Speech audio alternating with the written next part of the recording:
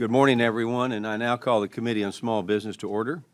Without objection, the Chair is authorized to declare a recess of the committee at any time. I now recognize myself for my opening statement.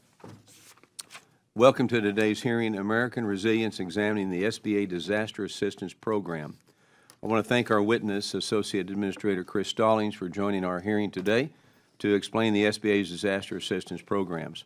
One of the SBA's core missions is supporting America's small businesses and the men and women who keep them up and running. The SBA's disaster loan program is a vital part of that mission. It's one of the few SBA resources available to business owners and non-business owners alike. In the aftermath of a disaster, the SBA is activated to provide low-interest loans to homeowners, renters, and businesses of all sizes to help them rebuild after devastation strikes.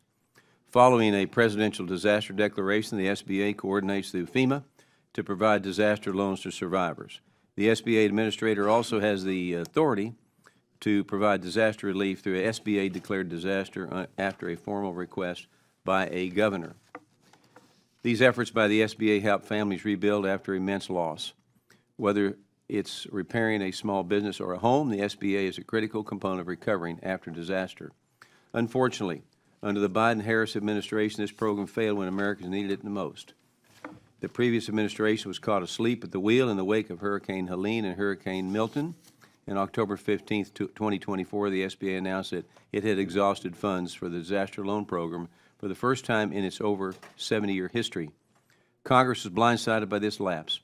Having little more than 1 day's notice before the disbursement of disaster loans was suspended. By that time, it was too late. The funding lapse lasted 68 days and caused an unnecessary delay in dispersing disaster loans. We must ensure that this never happens again and that transparency is returned to the SBA disaster relief. This failure followed years of mismanagement during the pandemic when the SBA COVID-0 lending program was riddled with fraud, costing taxpayers an estimated $200 billion in losses. We are still uncovering new fraud schemes to this day, including a seemingly coordinated fraud ring in Minnesota, which the SBA is investigating.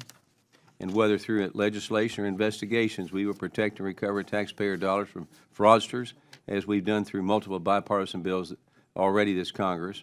My bill, H.R. 825, the Assisting Small Business Not Fraudsters Act, is a critical step in holding fraudsters accountable, and I urge the Senate to quickly pass a bill which passed the House 405 to 0. It's a breath of fresh air to have someone with Associate Administrator Stallings' expertise and background heading the SBA's Disaster Assistance Office. His experience as a police officer and perspective from lending state-level disaster response are invaluable as we have faced multiple disasters across the country.